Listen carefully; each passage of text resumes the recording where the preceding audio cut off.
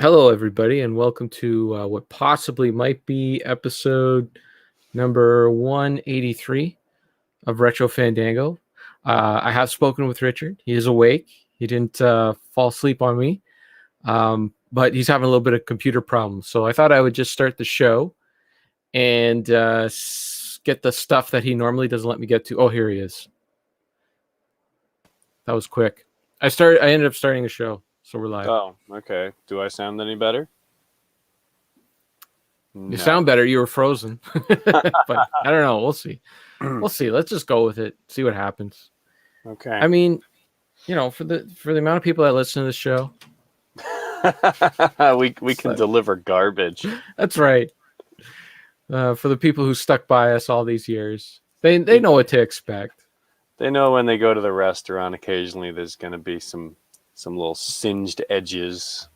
Maybe a dirty fork. A dirty fork, a little chip in the glass. But the food is really good, so you put up with all that stuff because you know you're going to get a good meal. I just won't say much. How about that? It's like, did you ever get that old shopping channel network where it would only come in like a frame every 18 seconds? The audio would be consistent. Maybe it was a Canadian home shopping network thing, but their first license that they got in Canada only allowed them to show a frame every 18 seconds. Really? Yeah. They couldn't. They got like an audio broadcasting license, but not like a full on. Like it would cost too much or something like that. So they went cheap out, and it would just be like you'd get like a frame like a frame like maybe every like 3 or 4 seconds, and so you could see all their graphics. You could see people kind of just quickly jumping. Well, did they at least choose the frames nicely, or was it a lot of like blurred images of people with their eyes half closed and making weird faces? 100%, just like what's happening to you right now. I pity anyone who's just listening to this. You should totally check out the live feed over on Retro Fandango. I look YouTube. forward to catching the replay. Let me just get the house cleaning out of the way before we get to the meat of the show. Cartridge Club is playing Cuphead. Good luck. Having fun with that tough game. And next month they're playing Super Mario Galaxy in July. RF Gen is playing Metal Gear Solid 2, The Sons of Liberty.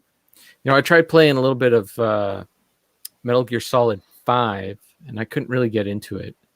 It was, I think I just wasn't in the mood for it. It seemed fine. It seemed like the game was fine, but it was very slow and stealth, and I know that's what a Metal Gear Solid game is. But I gotta be in the right mood for it. Yeah, I just don't think I was in the mood. How old is Metal Gear Solid 5? That came out a little while ago, didn't it? It was like a PlayStation 3 game, like at the tail end. So it was like 2014, 2015, I guess it came out. Right. Didn't they stop? What happened now? Like Konami owns it. The original maker doesn't have anything to do with it anymore. Yeah. Yeah. Hideo Kojima was the guy that made the game, but he made it with Konami. And Konami just decided we're not going to make video games anymore. We're just going to do those what are they, Plinko machines that you have over there in Japan? Is that what it's called? Plinko or Pachinko? Pachinko, that's it. Plinko is a game on Price is Right. But I was close. Wow. Okay. So yeah, I don't think they actually make new video games. They just reuse. Really? All the stuff they have, all the Castlevanians and that, they don't do that? Yeah, they just rehash their old properties, right? So you'll get like the Castlevania collection, but I don't think they're I don't think they're planning on making like a new Castlevania game. At least that was like they might change their mind, but at least that's what it was like a couple of years ago. Okay. I don't blame them. They probably got enough money. So this was the last one that he did, and then he did Death Stranding, but I don't think that's a Konami game. I think that he's like, I'm going to start my own thing, and Death Stranding was like the start of his own thing. But Konami owns all the rights to the Metal Gear franchise. But this was the game where they got Kiefer Sutherland to do the voice of Snake instead of Hater. Really? Yeah. Why'd they do that? I don't know. He didn't want to do it anymore, or no, they just... he big time wanted to do it. There was like his Twitter account was like, yeah, they just never called me. They never called me to do it. And there was a little campaign, to bring him back, and I don't know, they got the superstar Kiefer Sutherland. So, and let me tell you, those cutscenes, man, like you just want to play a game, and that cutscene went on for like an hour and a half. I felt like I watched a movie. Then I finally got into a game and went into like a little Russian town, and there was 2 guards in this Russian like outpost. So I killed those guys, and I was like, that's pretty good. And then I went to like another corner outpost where there was 2 roads coming together. There was about 5 guys in there.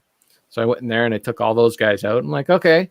And then I went into like this Russian town, and there was like 20 or 30 guys in there, and I just kept dying. I'm like, okay, I don't think this is for me right now. I'm not feeling it.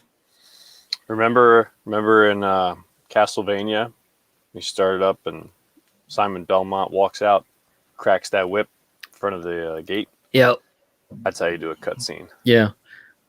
Yeah. I mean, I see value in both. I do see value, but because you do get a little more story than just a simple thing. But whatever. Beat the Bandy this month is Rad Racer. Mm-hmm. I haven't played it yet.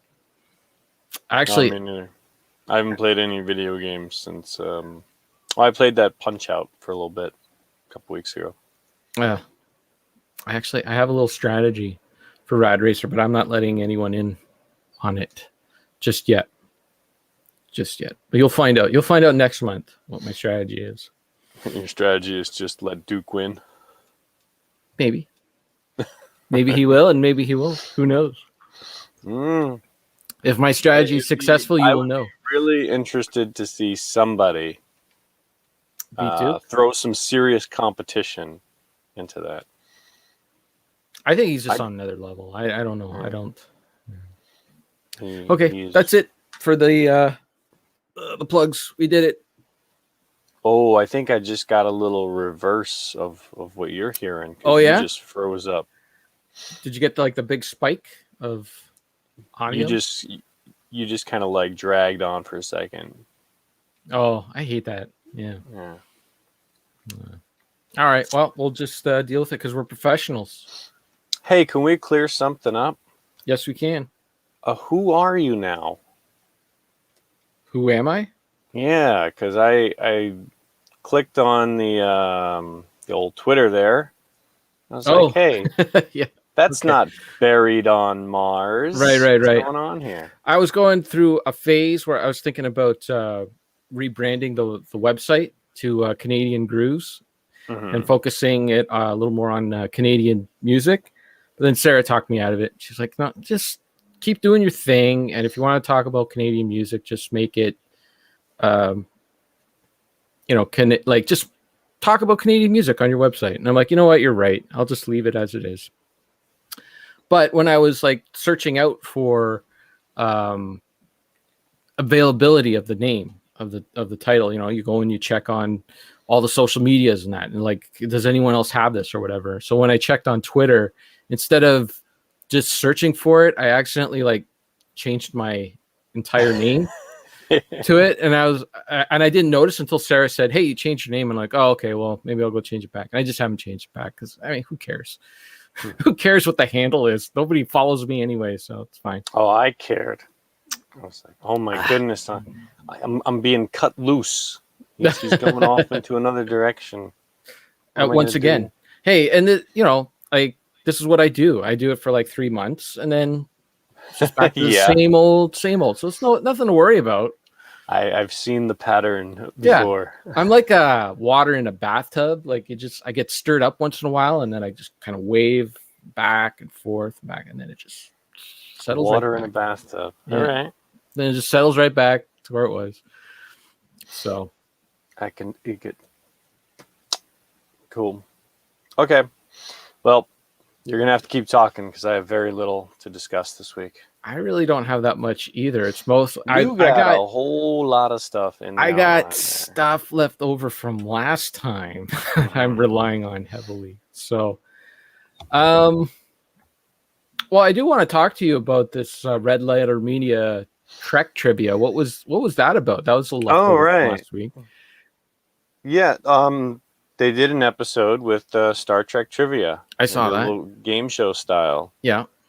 And all I wanted to say is I played along and I did pretty well, considering I haven't watched a lot of the trivia was mostly Next Gen, DS9 Voyager. Yeah. And I was like, hey, I'm doing surprisingly well. There were a couple I had no idea what the answer was, but I fanned big time with the Voyager stuff. I had no idea what they were talking about half the time. But the rest was, it was all.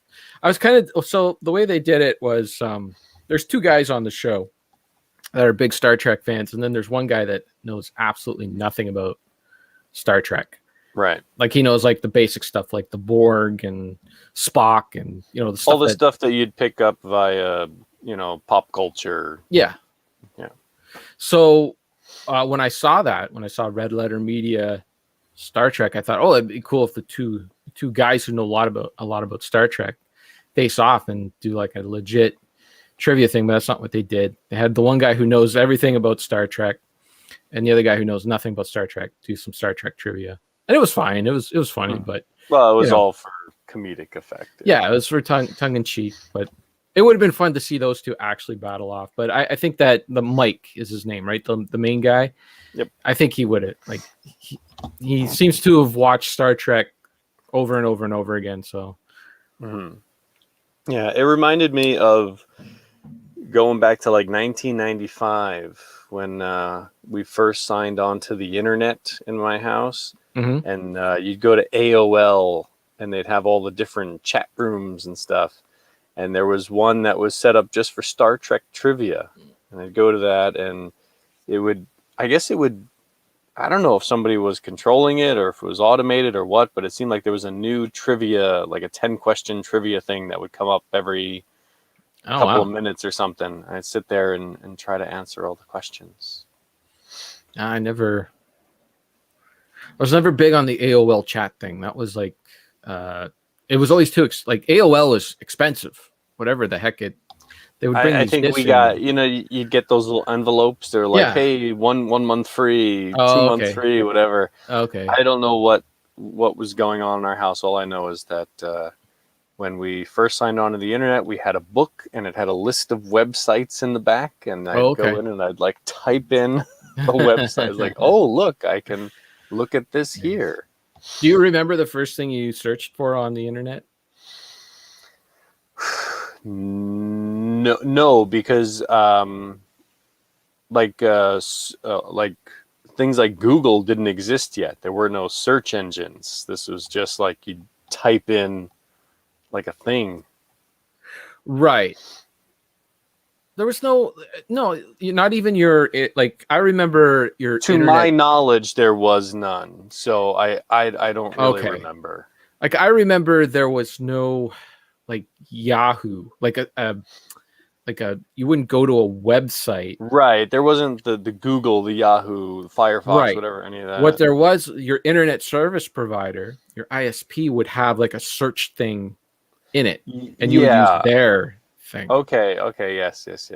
That's what I had. That's what I remember. I believe I looked up lots of Star Trek, Star Wars, just, whatever fun stuff. Like, oh, wow, I can see pictures of the Enterprise right here. Yeah. And like, you remember when you go to a website and it'd be like a homemade thing and they'd have like the dancing icons as a background, and the text would be in green and things. Yeah, and the text would be in green with no like outline on it, and you're trying to read what it says, but you're like, why are you on this website? It's the only website on the internet that has this information. and it's so narrow and vertical. It just goes on forever. Yeah. The height of the Empire State Building, just to see somebody's thoughts on and all spelling mistakes, whatever they're into. Yeah. Well, the first thing I typed into that ISP search engine was Ghostbusters 3. I remember that. You told me. I wanted to see if there was anything new about Ghostbusters 3. And I think it was all the same rumors that you heard through magazines and that. 25 years later, you're finally getting something close to that. Yeah, the afterlife with the mini marshmallows. Can't wait. I think. I don't know. Do we want to go down this again? I still haven't watched the trailer. I haven't watched the trailer for it. I'm gonna watch it when it comes out, and I'm not gonna get excited for it. That's what I've learned over the years. Don't get excited for things. Just be interested and be ready to move on. Yeah, that's what most people who watched or who listened and watched to the show did. They were interested, and then they moved on. What else we got to talk about? And look at my outline. I got Sleeping Dogs. I just Dogs. I just played a little bit of Sleeping Dogs. That was I started this game called Undermine, which was like this random generated game where you go in a mine and you're this little guy and you mine stuff and you collect gold, and then you get so far. It's like what do they call it? Roguelike. You get so far and then you die, and you bring over a portion of your gold and back into the mine, and you can buy things, upgrades, and that to make your character a little better. So on your next run, you might be able to get further or beat a boss or whatever. It was okay. I was having fun with it. I beat the first boss, but then after that, you're still starting back at square one in the mine. Like usually those games, they allow you to progress a little bit. Like now you can start at level 2 and you fight, bigger monsters and that, and they're more difficult, but you get more of a reward. And the only way it seems to like get out of the mine is to die, and you lose, all of your like a portion of your gold. When you die, there's no like strategy to like, should I keep going or should I stay? A lot of those games will give you the option to go back with all of your gold and buy something or whatever. So the progress was really grindy and slow, and I just kind of lost interest in it. So the next game I fired up was Sleeping Dogs, which is a game I played before, but this is the enhanced edition or special edition for the new consoles, and it's like it has like that same mechanic that the Batman games have, where you're fighting and like the free flow fight something. Yeah, and like the character who's going to attack you next, he shows up as red, so you hit the counter punch button, and you do something counter, and then you can beat up other guys on it. So it's the same kind of thing, but it's done in takes place in Hong Kong, and it kind of has that Jackie Chan kind of movie setting kind of thing, right? But it's an open world and that, and you can learn new kung fu moves, and So I played it before, but just enjoying it, playing it again. But I've only been like picking at it a little bit, like maybe an hour here or there. I haven't really had a big long sesh, but that's it. That's all I've been playing. Well, speaking of like roguelike things, I have been dipping back into that pen and paper game I was doing. Yeah. I feel very old. That's it. That's it. Cares. Nobody cares. So. Yeah. Well, you were doing those Star Wars figures. Did you make a game around that yet, or? Well, I did get quite a few of them. I've actually gone in pretty deep. I ended up ordering a few more. So trouble. Quite invested now, but they're pretty neat. And no, I haven't put together the game stuff for it. First, I gotta clear all that garbage off my desk so I can actually do something. Yeah. So I guess I might have to put up a couple little shelves or something, or find some kind of box to put them in, where they're not gonna tumble all over and get damaged. Right. I hate buying stuff because then you gotta take care of it. Yeah, who wants to do that? No, but I'm having fun. I don't really want to talk about it because I said I would never do it. I swore I wouldn't buy these things. And now they're all over the place. Okay. Well, if you've been following the show, you might have remembered from last episode I said I made all these grandiose plans to watch all these Godzilla and King Kong movies. Yes, you snake. Didn't do any of it. You know what I had to watch? What did you watch? I watched the same thing because you said you were going to. So you never did? You watched it all? Well, I had seen everything up until the okay. recent the Kong Godzilla one. Oh, okay. I don't know if I are you still planning on watching these things? Are they that bad? Like, should I just not bother? Or because what I did was I started Godzilla, and I'm like, it was one of those things where I couldn't remember if I've seen it before or not. Yeah, And I think I might have seen it. I don't know. But you're talking about the Bryan 20 Cranston one? Yeah. Okay. I think I've seen that one before. And then Sarah wasn't interested in watching any of them, so I don't know. And then my website was kind of needing a little bit of a reboot and all that, so I just never got around to it. Yeah. Well, I could tell you that's the same vibe you're probably going to get from the rest of them. I didn't really like that Bryan Cranston Godzilla one. It was just boring and dull. Yeah. Characters weren't interesting. Then the Kong Skull Island, maybe. I guess if I had to choose a best one, maybe that. There's a pretty fun Kong smashing helicopter scene, but the story, who cares? Characters, who cares? Just goes on. The Godzilla versus the other two monsters, King of the Monsters one, I completely forgot. I have no idea what happened to that. And then this Godzilla versus Kong. No good? Remember when we watched the trailer? Yeah. That was a fun trailer. Like, I had a really good time watching that trailer. And somehow they slapped like another hour and 58 minutes around that trailer. Why can't they just make a good King Kong or Godzilla movie? Why are they bad? What's the deal? Well, I guess it's just the nature of the beast, right? Because who cares? What kind of story can you make about a giant monster? Yeah. You can't. It just has to fight things and step on things, and then you have a bunch of human characters nobody cares about. And they're all just there just to help progress to the next fight scene. Yeah. I was severely uninterested in this movie. I thought, hey, that trailer looked like so much fun. It's going to be stupid, but at least it might be, just silly, fun entertainment. And it's just like the worst writing, the worst possible script. Nothing makes any sense. It just... I had it on, and then I would occasionally look at it. That's how I watched the movie. Wow. And you're a fan. I enjoy, like, you talk about King Kong and Godzilla as characters, as icons of like just the concept. Godzilla was created as a protest against the dangers of nuclear fallout, radiation, all that. You saw the first movie, I still haven't, and it's not a great movie from what I hear from most people.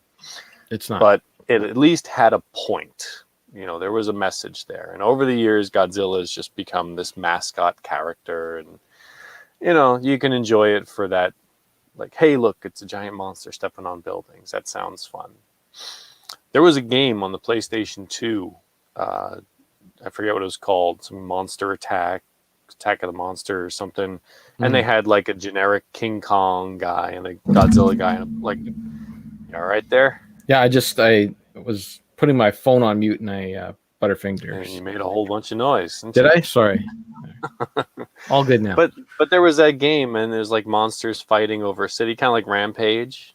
Like that. That's how it's fun. That's the entertainment you get from giant monster stuff. You try to slap a story and make people care about it. It's just dull.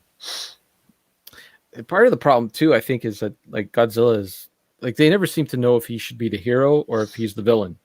They seem really conflicted, Well, he was a villain at first in the early movies, but then it was like Freddy Krueger and Jason. Right. People start cheering for the villain. Right. So they made him a good guy, and then they, we go back and forth because, like, what else can you do? You just all right, well, let's try this again. Let's try that again. Yeah. I don't know. I will give the movie credit for one thing. I gave it a review. I was going to give it a review of 1 star because it had nothing in any department. But at least it didn't do something that I thought it was going to do. I thought it was going to be really, really stupid and do this one thing at the end, but it didn't do it. They actually had the guts to not do that. So I was like, all right, give you another half star for not ticking me off too much. Okay. So enjoy. I'm 3.5 movies to go through. You talked me out of it now. Now I have no. Watch the trailer again and just watch that trailer. Yeah. Imagine what it could have been. Yeah. Well, the trailer is what happens when they like, hey, we shot this movie. Look at this, and the editor looks at it and says, "Oh my God, we cannot sell this. This is garbage." Yep. Chop it up, make it look good for the menu. Like, oh yeah. That's what a trailer. It's a commercial. That's what it is. You're watching a commercial. That's the one thing like people get all excited for. Like, oh, the trailer, the new trailer, the trailer's out. It's a commercial, guys. Yeah. Relax. Well, this kind of transitions to the other thing that I had on my list here. They released the trailer for that new Netflix He-Man show. Oh yeah, I haven't seen it. I watched it and I was like, hey, you know what? This looks pretty good. Yeah. I didn't want to get excited about it, but I did get interested. And I was like, I like the animation style. I like the character design. It really looks like they're trying to keep it as close to the original He-Man as possible and just updating where necessary. Well, Kevin Smith is involved in it somehow, right? He's involved, and that worries me a little bit. Yeah. I mean, just the whole idea that they're redoing it worries me a little bit. But then I saw the trailer, and I was like, maybe they're just going to try to keep it pure and, just have it be fun adventure cartoon. And I was like, okay, I'll check it out when this comes out. But then there was another thing that came up, and it was like an in-depth look or something with Kevin Smith, and he basically talks a little bit more about the show because the show is called Masters of the Universe Revelation. That was my first worrying point. It's not called He-Man and the Masters of the Universe. And he describes a little bit of what happens in the show, and it basically confirms some of my fears that we might be getting a show where the characters don't get along and, there's hurt feelings and people kind of wallow and a depressed He-Man kind of like story where it's like I imagine it's going to be the overarching story of, the story progresses, not going to be the one and done, Skeletor's up to no good. Yeah, it's you can't do that a little anymore. more serious, it's going to be a little darker. But then I started wondering, like, well, what else are they going to change? Is Cringer still going to be called Cringer and be like a scaredy cat who doesn't want to go into battle? Is Orko in it? Orko's in it, but they make him look a little creepier. He's not going to be the goofball anymore. Because Orko was a product of the cartoon, right? He wasn't part of the original toy line. They just needed something goofy for kids. Was it? Yeah, totally. It makes sense because his character design is totally different. Everything else is the stock He-Man character. Right. His character in the way they designed him for the cartoon was cheap animation, right? No mouth movement, just little eyes and right. Simple. It's like so simple. And he was just a goof up. He'd always screw things up and be silly, but now he looks a little like darker. They update some things I understand, like Tila can't wear the little unitard close cut thing. They got to give her a real outfit. He-Man doesn't have his little page boy haircut anymore. But the thing, and I'm sorry, I don't think this is a spoiler to anybody because it's in that Kevin Smith video. He said it himself. He said the first 15 minutes of the show, like first half of the first episode or whatever, it picks up where the show left off. Feels very much the same. Okay. And then something happens and everything changes.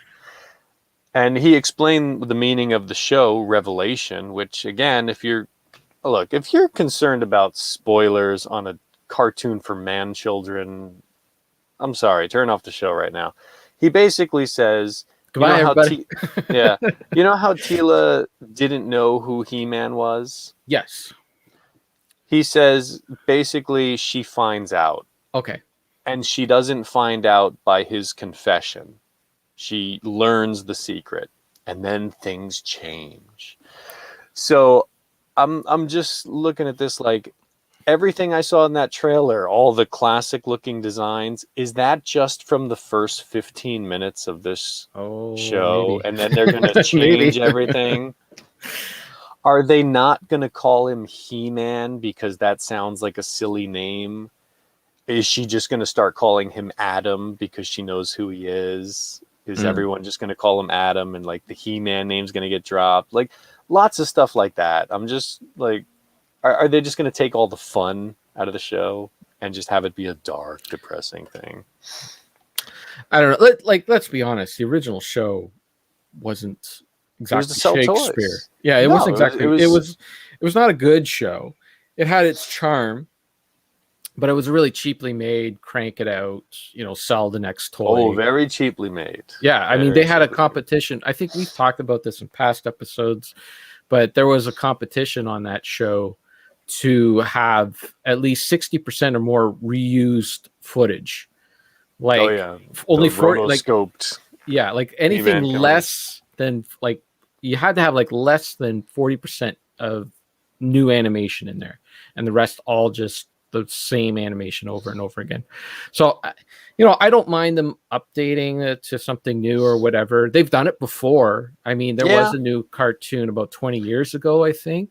I have some toys and I think that the first new change, like the New Adventures of He-Man, was largely the same people that were working on the first show. Okay. So I think it was just like, hey, we got to make more money. We got to make more toys. Right. But I saw that trailer drop, as the kids say, and I went online to take a look at it. Like I typed in He-Man into Twitter because that's what I do now. Now I type things into Twitter and find things. I don't go online. It's like this is the world I live in now. Well, Twitter is online. It was like this, but like instead of going like, if you want to see a video, go to YouTube. No, you don't have to. Right. Just go on. Right. Anyways, there was like this weird vibe going on where the people who were angry at the She-Ra reboot from like 2 years ago and how they changed the animation style and all that. And they would come back and say, see, this is how they should have done She-Ra. And then the other people were like, She-Ra's a different show. And they're like, oh, no, it's the same. And I'm like, I just don't want any part of it. Just kind of kills it for me. So I was like, I don't care about these shows. I'm out of here. I haven't watched She-Ra. I don't know if maybe I'll watch this He-Man. I don't know. Like Kevin Smith, I love, the long trench coat, backwards ball cap when he looked like Silent Bob Kevin Smith. Hockey jersey Kevin Smith that smokes too much pot. He's kind of lost me. I don't, it kills me to say it, but I don't like any of the new stuff. Now he's post heart attack vegan Kevin Smith. So.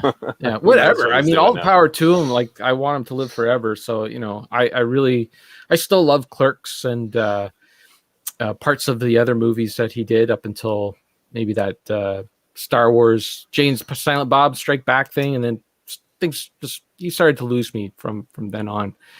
And anything I've watched, it just doesn't. But I don't know. Maybe this thing will be okay. I don't know. I really don't care. I don't know.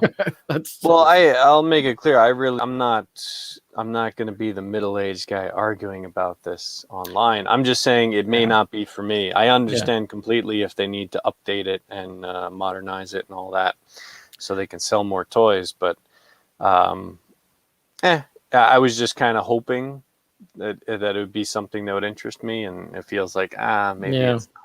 Yeah, I totally get that. I mean, it'd be fun to have He-Man back. Well, as much as I enjoy like reminiscing about Ninja Turtles, He-Man, shows that I watched when I was a kid, like seriously, I cannot watch cartoons anymore. Like, and if I ever try to put on like an episode of a cartoon I watched when I was a kid. I just can't do it. I don't have the interest in sitting there and watching an episode of this stuff.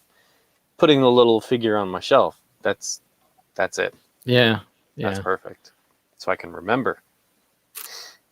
Yeah, I can't disagree with that. I would love like watching old sitcoms. I'll get it. I can get into those, but yeah, an old sitcom, sure, but something that was clearly intended for like a 6 or 7-year-old. Yeah, like I can't just sit there and say, "Wow, I'm actually sitting here and watching this for my own entertainment." like maybe, I'll watch it with my kids. You know, I'll have it on with somebody else, but like I'm not focused on this storyline. I'm like, wow, oh my goodness, what's Skeletor going to do next? I mean, it's fun to look back on some episodes, like for a few minutes, but to watch the whole thing.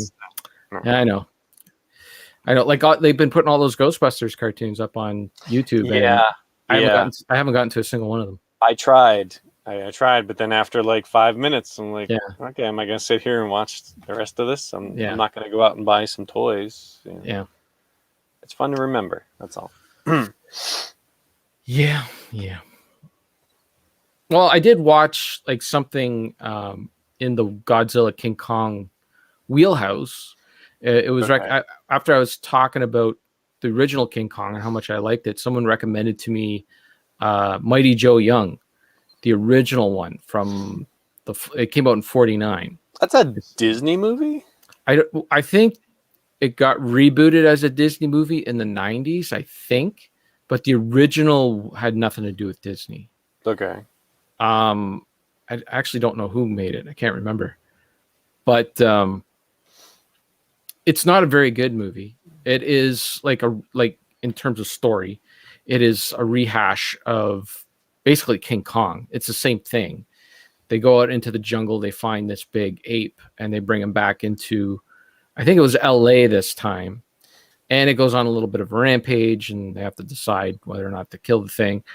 And then, spoiler alert for this movie from 1949, they stumble on like this orphanage, and it's on fire, and Mighty Joe Young saves the day. And they decide to let him go back to the jungle. So it's kind of like a very light King Kong story. Like it doesn't have that heavy thing. And it's very corny. It's very corny. Like he's not very big either. Like he's a very large ape.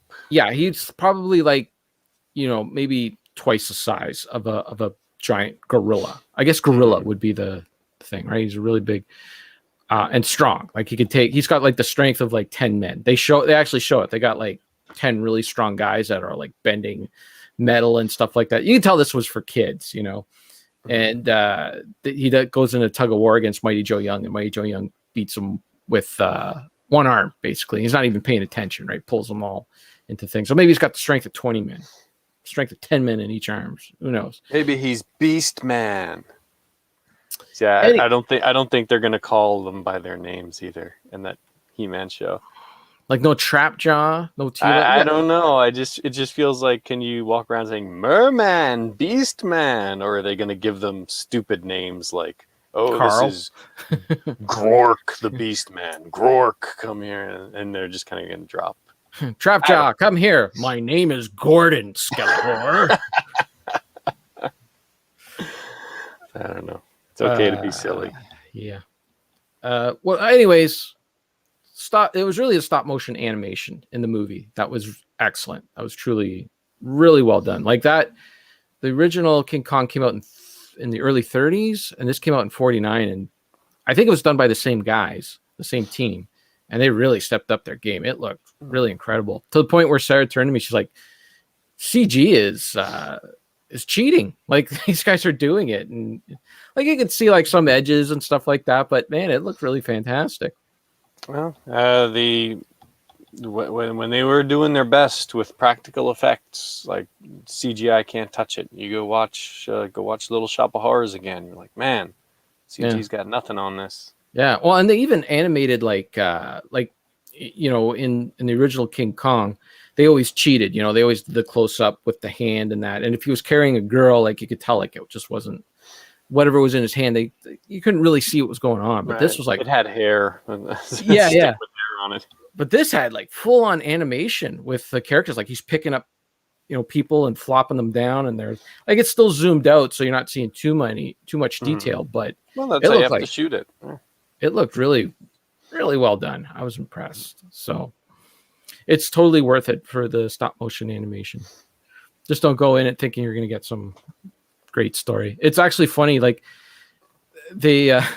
what was it he said?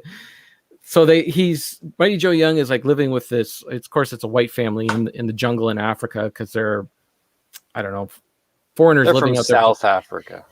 Her dad was a ranger or something like that. So they're living out there, and what was it? They find Mighty Joe Young, and they're about to shoot him, and then she shows up and she says, "No, Mighty Joe Young, don't drop him and leave him alone, and then get out of here, or whatever." And the guy who's going to be running the show, and he's out in the jungle there with him, and he sees that, he's like, "Oh my God, it's a giant ape, and he's got a great looking broad with him." Oh, this is a perfect show, All he needed was like a big cigar, to complete the stereotype. It was good times. Anyway, so that was the only thing close to what I was supposed to watch that I watched. Well, you're close. Well, I'm sure you'd probably get more entertainment out of that than some of these more modern ones. It was something else. So I also watched this movie. It's on Amazon called The Map of Tiny Perfect Things. Okay. So this is an Amazon original movie, and it is yet another one of those time loop films where the person is in some sort of weird vortex, and he's living the same day over and over again, just like Groundhog Day. They've referenced the movie a lot, so it like exists in this universe, so people already grasp the concept. So it was interesting how they did that. They kind of fast forwarded, like what I liked is it wasn't like how in Groundhog Day you got to go through him, the first time he gets stuck in the loop, and then you're going through like all of his 7 stages until he gets to acceptance, right? And he accepts what he's doing. And this movie gets like right to it. Like they already you got the concept. You've seen Groundhog Day. We're just going to get right to he's in the acceptance stage, and he's like doing all like the little things around town because he knows exactly what's going to happen and when, before it happens. And and there's some twists in the story later on that I'm not going to spoil because that would be a spoiler. But I do recommend it. I thought it was really entertaining, and I had a lot of fun with it, and I think it's good. I think you might like it. Yeah, you know what? The last time I saw a movie that dealt with this time loop thing, I won't even say what it is because I didn't know that was what the movie was about. So I thought that was a spoiler if I said that's what the movie's about. But the last time I saw it, all I could think about was Groundhog Day or the Next Gen episode, Cause and Effect. Yeah, that's another one. And too. I kept thinking, like, you know what? I've seen this done in ways that I preferred, but by the end of the movie, I was like, you know what? This isn't bad. Was it an older movie or a newer movie? Within the past 10 years, I'd say. Okay, because there was some other movie that they referenced. Yeah, I think that might be the movie you're talking about. But I haven't seen it, so I don't know. There's I don't even know. I don't know. You want me to say the name of the movie? It's just because when I saw it, I didn't know anything about it. Yeah, I got I was like, oh, that's what the movie's about. I think I know. I enjoyed it more not knowing that going into it. I probably wouldn't have even watched it if I knew. Well, that's how I feel about a newer movie that I had watched. But this, like, they put it like right in the trailer. Like, it's right. Like, hey, this is, if you like Groundhog Day, check this. I'm sure it's in the trailer for the other movie too. I went in cold. I like doing that. Anyways, it's good. Point being is I always think of Groundhog Day when these kind of movies come up, and it's just like, you know what, they did it kind of perfect there. So you're really gonna have to win me over. I think it did. Like it's very charming. Like there's some charming characters in it, and I liked how they got into. It was almost not quite Michael Crichton, but they did get into the guts of how and why this thing could happen. and what they did to try to get out of it was kind of interesting. But yeah, I mean, they even got diagrams and stuff laid out, and that's because they're trying to figure out like how they think they're stuck in like a fourth dimension or whatever, and they're trying to explain the fourth dimension and all that. And the geek in me really liked that stuff. The only thing I'll say though is that there is a smart person in the movie and an average person in the movie, and the smart person's like, okay, in order to get you up to speed, I'm going to teach you math. And she pulls out like the math textbooks and can teach you math. And I thought that was very unrealistic, because a dummy like me knows that you could put all the books in the world in front of me and I still will not be able to learn math, even if you give me all the answers. Just some people are just not capable. We can't do math. Should have gave him a calculator. That would help. But anyways, it was very entertaining. Go see it. Okay. It's on Amazon Prime. It's a Prime original. Amazon, the map of tiny perfect things. It's a weird name, but when you watch it, it makes sense. It's one of those movies. Oh, okay, the title makes sense, but I don't know. They could have come up with something a little better. Hey, you deleted stuff from this outline. Wasn't there something about roller coasters and something? Yeah, what happened to all that? I don't know. Okay, there it is. I've got it back. That was accident. Yeah, okay, so if you want to talk about that.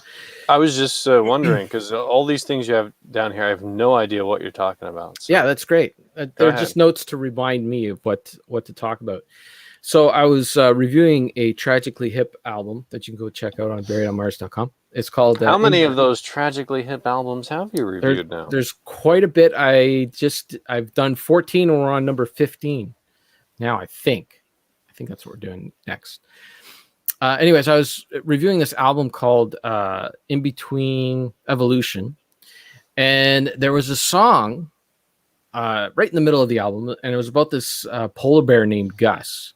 It was a very, very weird song. Like, what is this polar bear named Gus? And the guy's going on like, what's the trouble with Gus? And no one can figure it out and all this. I'm like, what is this? What are these lyrics? Is he just coming out of them from nowhere or whatever? So I had to look up Gus the polar bear to see like if this was an actual thing.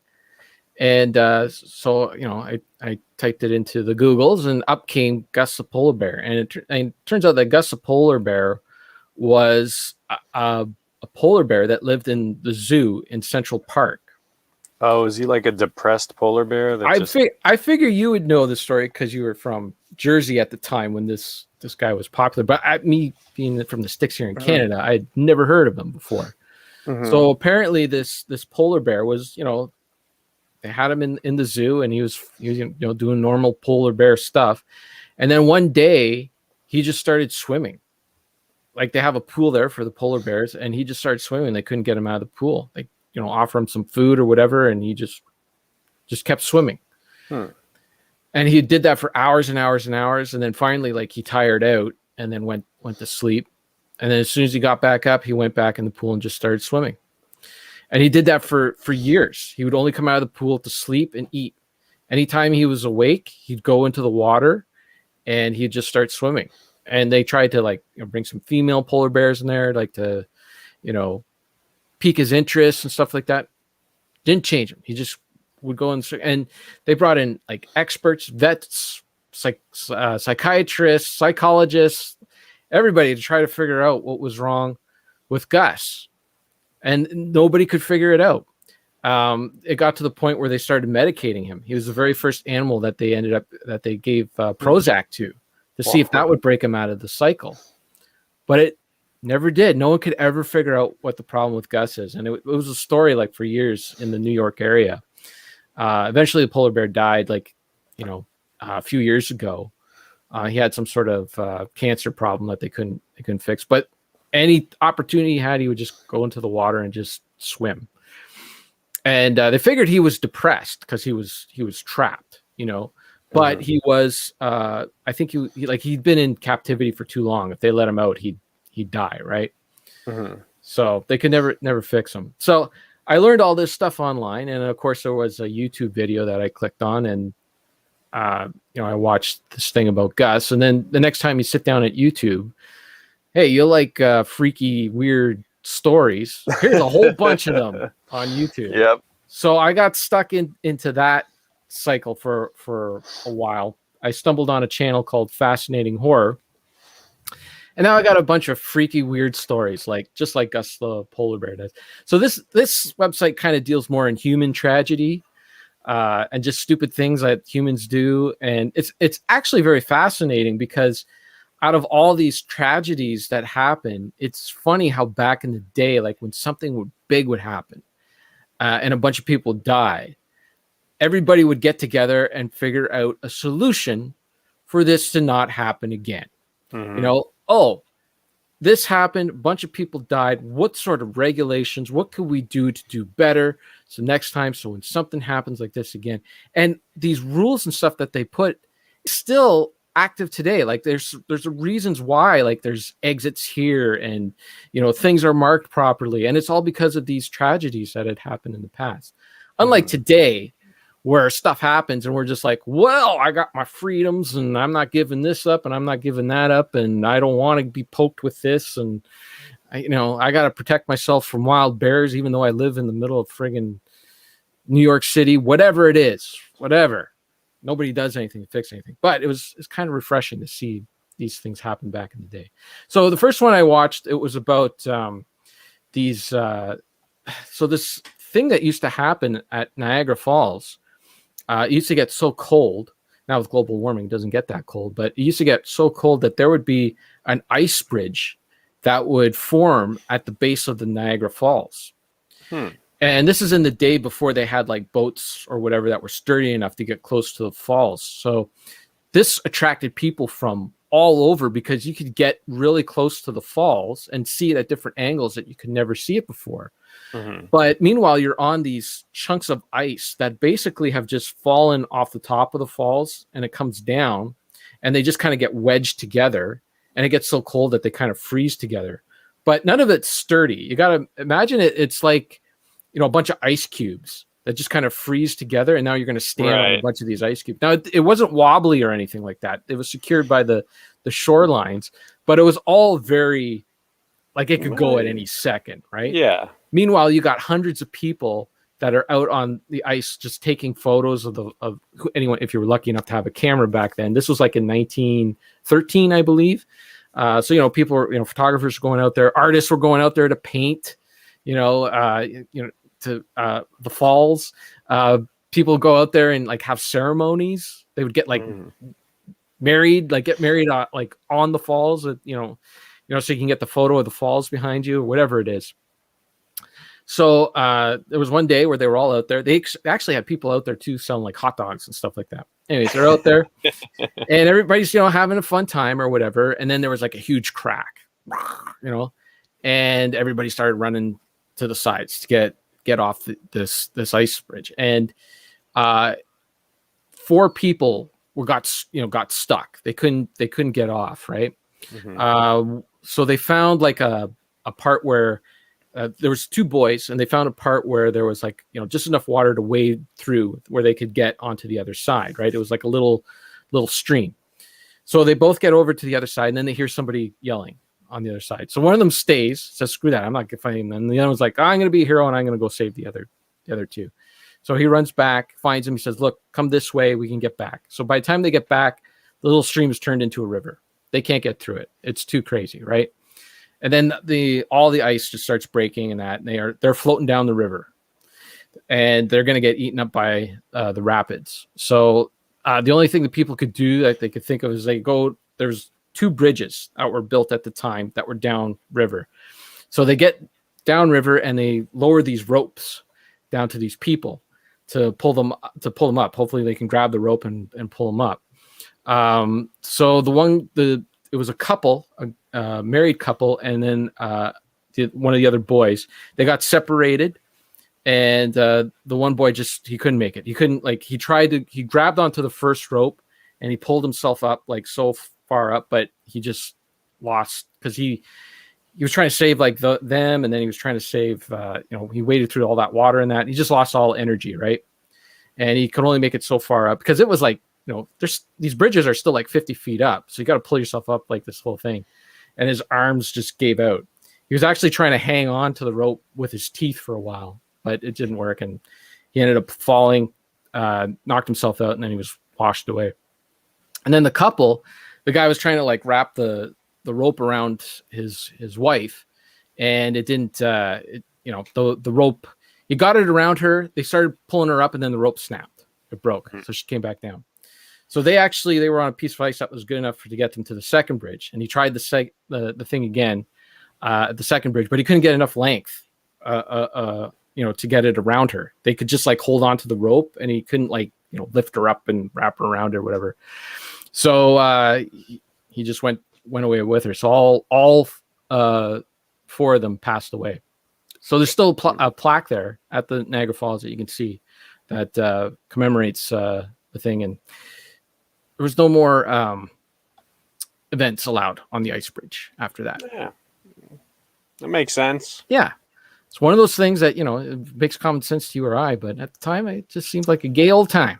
Fair enough. Back then, the idea of closing things off, this is for your safety and all that. It basically just, we're going to try. Yeah. We'll see. We'll see what happens. You don't know until you try. It was Niagara Falls in 1913. There wasn't, like if you go there now, it's all like tourist stop, right? Like you go here and see the falls and this, and like everything's fenced off and all. At the time, it was just all open. It was like, just go and do whatever you want.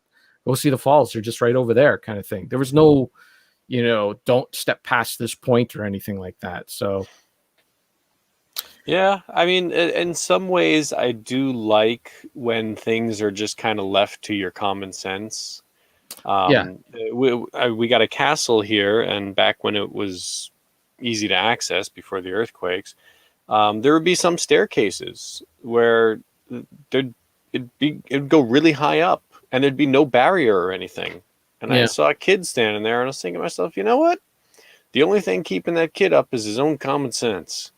He could very easily step over the edge there. And then if this were the U.S., there'd be all these railings and signs and everything. Yeah. It's like, I kind of like that. Like, I got to be really careful around here, but at least I'm conscious of the environment I'm in. I'm thinking about, is this the right thing to do? I got more for you if you want more. If it's boring, you let me know. Give me another one. Okay, so another good one is the Grand Canyon. It's funny, but like it's funny in a morbid way that so many people die at the Grand Canyon, and they still die at the Grand Canyon. They all die from falling into the thing, even though like everything's like fenced off. Don't go past this point or whatever. People still die, and it's all for like really, like they just think that they're not going to die. They'll be fine. So they all ignore the signs and they go over the fence. And they, like a lot of people, just want to, sit at the edge and, I don't know, eat a sandwich or take in the view or get a selfie or whatever it is. And the thing that kills most of them is that they just lose their balance. They lose their, they get vertigo, right? Yeah. Like you're at the edge, you're like, okay, let's go. And you stand up and it just, you get that moment of dizziness where it takes a second for your brain to comprehend like how far away that is. And they just end up falling into the Grand Canyon. And then the other thing is taking photos. A lot of it is, they're just trying to get the perfect photo, right? And they lose a sense of where they are, and they think they're a lot further away from the edge than where they are, and they just end up falling in because like they're looking into the screen, and it's giving them a false sense of perception, of depth perception kind of thing. Yep. Or they're trying to move back. Like there was one guy, he died falling into the Grand Canyon, not because he was taking a photo of the Grand Canyon or himself by the Grand Canyon, but he was trying to take a photo of this hotel by the Grand Canyon. So he was trying to get like the perfect angle, perfect shot kind of thing. And, he was just kind of moving back. And he's like, oh, no, that's not right. That's not right. They got all this on because he was like taking a video kind of thing. Right. Mm-hmm. And he was like moving back. And then eventually he just moved back so far. The camera landed on the edge and he fell over. Ooh. Yeah. Too bad they don't have that footage. That'd be interesting to see. Another is like would have made the Wile E. Coyote noise. And then another is like people like, hey, can you take my photo? And they're like, okay. And they'll be standing there and the person will like walk to the edge. And then all of a sudden they'll just lose their balance and they'll just fall over. One guy was like, he still has the photos on the phone. Like he has the phone and he took the photos. Like the guy fell over the edge and he still snapped photos. He didn't know what else to do. He was in such shock. It's crazy stories, man. I love that kind of stuff. It definitely killed an afternoon. It's not funny, but at the same time, it's just interesting because how silly people can be. There was one guy that was like, I guess he was a bit of a jokester, and he was out on a hike with his daughter, and he's like, I'm going to really fool my daughter, and she's going to think I fell into the canyon. So he found there was some spot where the wall was like really high. So he's like, hey, I'm going to jump over the wall and fall into the canyon. And he knew there was a little ledge on the other side of the wall, right? So she's like, yeah, okay, whatever, Dad. So he goes over to this over the wall. He lands on that little edge, and it gives away. He falls down the canyon, and she's like, whatever, Dad, you're stupid. And she walks all the way back to where they were supposed to meet up in the parking lot. They wait a few minutes, and they're like, are you sure your dad's okay? She's like, yeah, he's just being stupid. And they wait a little longer, and Dad doesn't show up. So then they finally go back to look for him, and there he was at the bottom of the canyon. See, I was nervous at first when you said Dad was doing something with daughter. I thought he was going to do the like, oh, let me swing you over the edge, and oh no, they never get that morbid. It's mostly just like people doing silly things or whatever. Stupid things. It's more accurate. Yeah. And then like there's other ones that are a little more technical. Like there was this one about the Disney monorail. I've never been to Disney. Have you been to Disney? I've been to Disney, and I've heard over the years lots of the Disney death stories. Those are always very interesting. Okay, so this will be the last one. I'll give you this one. Mm-hmm. So they had like two sets of tracks. One is for going around the park, and then there's another set of tracks for going to Epcot Center, I think it's called, or something. Yeah, the big golf ball. So they had to. There's a spot where they have to switch trains, right, onto different tracks. And the only way to do it is you got to back up the train on one track, flick a switch, and then it comes forward onto the other track, right? Mm-hmm. And so what ended up happening is there was one train that went back, and it's waiting to get switched over.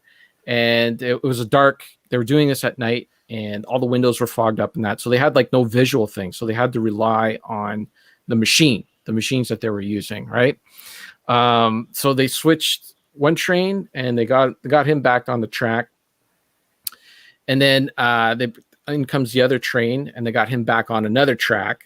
And then they let this train that they backed up to come forward. And then he thought he flicked the switch. Then he went off and he's like, I flicked the switch. And then he went off and do something like eat a sandwich or something like that. And the other train comes forward and crushes the operator in between the two trains. Smucks him. He hit the brakes like just enough so like none of the passengers got injured, but he was done. Toast. Yeah, the big thing about those Disney ones is, boy, they cover them up real fast. The park opened the next day. Yeah, they said, oh well, we'll just put all this regulation in there, make sure the guy stays in the room and watches the I don't know if he got fired or anything like that. I imagine he might have, but make sure that the guy stays in there. And they stopped. There was something, they put some sort of light on the train. So if they're doing it at night, they can see the light where the train is. I forget where I heard it, but policy was just like, hose it down. We got open tomorrow. And keep moving. Okay, I'll get just one more quick one because this one is really weird. There's this Batman roller coaster. And they put like a couple of them, like Great Adventure. Yeah, well, this one I think is like a little more with the Christopher Nolan ones, just from what the photos that they showed, because it was all like busted up police cars and stuff like that. And for some reason, like these kids, they want to go in to the area to check it out, to see like all the Batman stuff, right? Like the broken down police cars and Batcave, and they want to like look at it closely. Well, that sounds like a great idea. So you got to climb 2 6-foot walls in order to get to all the stuff. So they do that, but they're right in where the train the cars are going to come. But here's the crazy part: these Batman roller coasters, they're not like, you're not in a car. You're hung from a thing. You get like a little seat strap thing, right? And they strap your shoulders in. Your legs just go flying everywhere as they do this thing. I hate roller coasters, so I know nothing about them on purpose because I don't want to know. But anyways, so the thing that happens to these kids, they go down there and they're looking at the Batman stuff, and then the car comes down, and they don't get hit by a car. They get hit by one of the leg of like the foot of one of the people on there. They get hit so hard they're decapitated, knocks their heads right off. The person's foot completely fine, not even injured. It's wild. Oh my god, crazy stuff. And they can't. That's got to be tough to live with. I know it's like an accident, but if you're the person who ended up kicking somebody's head off, kick their head right off. Wow, isn't that something? No comments. I don't think we've had one comment. All these stories. Man. Come on. What's wrong with you people? Where are you? God dang. All right. Yeah, I understand the attraction. Those theme park things, they make it look, they set the scene and everything. There's a lot of little details there. You kind of want to poke around, but boy, that's stupid. Yep. So go check it out on YouTube. It's called Fascinating Horror. There's more. I've watched so much more. I watched one about the Green Hornet thing, and I might dig into it. There's one where this guy he gets into a fight. He's from Germany, and he's on the coast of the Black Sea somewhere, some country there. They go there for vacation, and he gets into a fight one night at the bar over a football club thing or whatever, because he was drinking, and he gets hit in the head. Was it just hit in the head or hit in? Yeah, his eardrum got punctured in this fight. So it goes to the doctor and all that. They say, okay, you're fine, you're okay, but you got to watch the ear. Be okay with the ear. And he was there with some other people, and they're like, he's acting like really weird all of a sudden. He's on no medication or anything like that, but he's acting weird. He's like really paranoid. He's like, I think somebody's following me, and there was like nobody following them, and I think somebody is like, watching me, and there's nobody watching him. So I know that feeling. So right now. So they so it's time for them to leave, and they're like, okay, we gotta leave. And he's like, he's afraid to go on the plane because he doesn't want to screw up his ear anymore, right? He wants the okay from a doctor. So he says to them, you guys are okay. You guys go. I'll stay here for a little bit until I get the okay to get on an airplane. And so they leave, and he's in contact with his mom all the time, and he's getting more and more paranoid. He's thinking like there's somebody at his door, and she's like, go and look, see if there's somebody there, and there'd be nobody there. But then he'd get too afraid to go and look, and all this stuff just keeps building. And then finally she's just like, look, I want you to go to the airport, go see the doctor at the airport. And if he tells you you're okay to fly, I want you to come home right away. So that's what he does. Packs up all his stuff, checks out of the motel, goes to the airport, gets into the doctor's office. Doctor says, you're okay to fly. You're good to go. I'm going to give you the okay. No, nothing happens. I know where this is going. No, nothing happens with his eardrum. It's okay.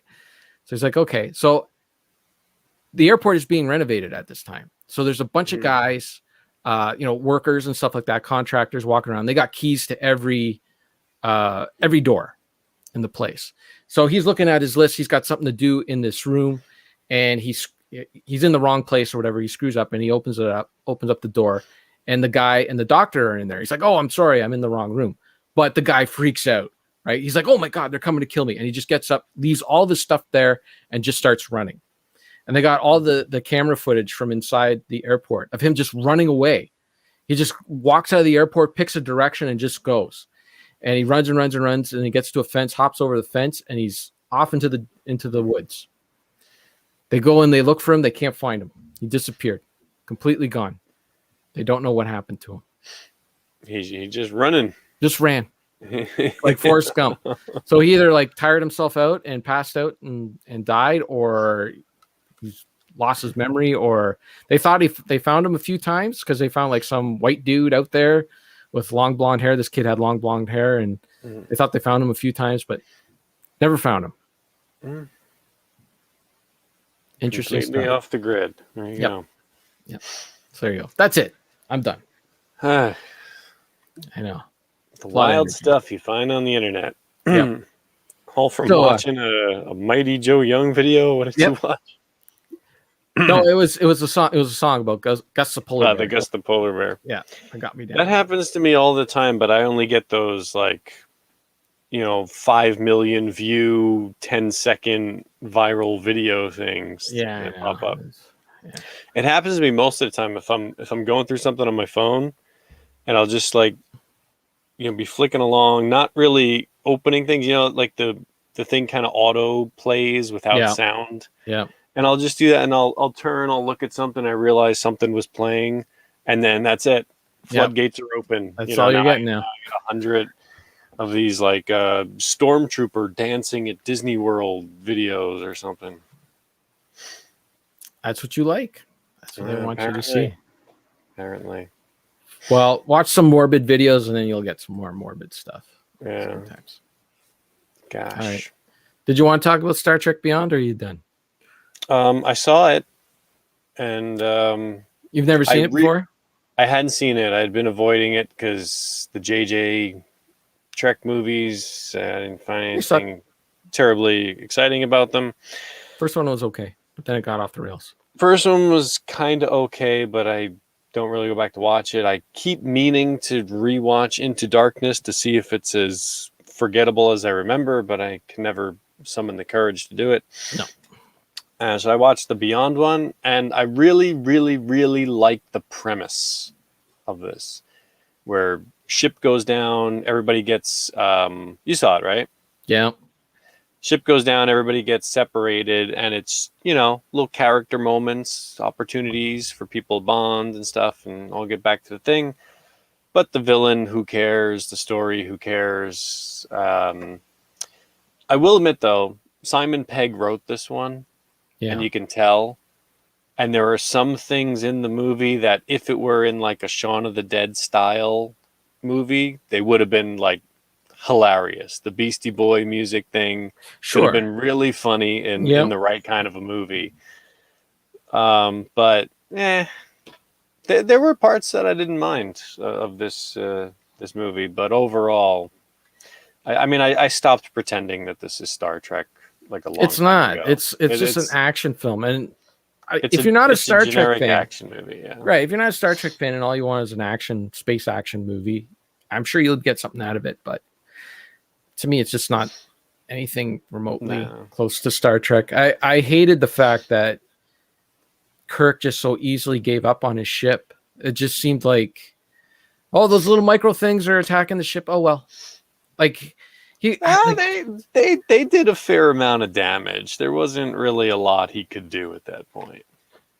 Yeah, because he went in too far. I can't see him risking the ship let's just go in and not even explore and find out what's going on. It'd be one thing if they came at him, Yeah, I'm fuzzy on it. It's been a little while now, so I don't remember exactly how it started. I just know that once those things started hitting the ship, it was it was game over. Really causing some damage. Right, it was game over. But so he put himself into a dangerous situation. Ship himself, yes, the ship, he would put himself in a dangerous situation all the time. But the ship, I'm leaving it with Scotty, and we're going to beam over there, and we're going to figure out what's going on. Scotty, get my ship out of here. Scotty would have to go. Sometimes Spock's on the ship. Get it out of here. Remember, Bones and Kirk were stuck on a Klingon planet. They were about to get executed. He's like, get that ship out of here, Spock. Get it out of here. Me and Bones will figure it out. Why? Because it's my ship. I don't know. Just bothered me. They driving around on a motorcycle. It's so yeah. Come on. They can't make Star Trek anymore. No, they cannot. Although Picard season 2 is coming. I'm not watching it. I didn't watch season 1. No, but who can do it is that guy that does the Family Guy. For some reason, he could do Star Trek. Didn't that get canceled? Yeah. No one's watching it. It's such a great show. And no one's watching it. I love it. It's so good. They got one more season, but I don't know when it's coming out or where it's coming out. I think it's supposed to be a Hulu show or something, so we'll probably get it on one of our streaming services here. But man, I'd love to rewatch that show, but it only came out on DVD too. Like you can't even get Blu-rays of it. So silly. Didn't make enough money.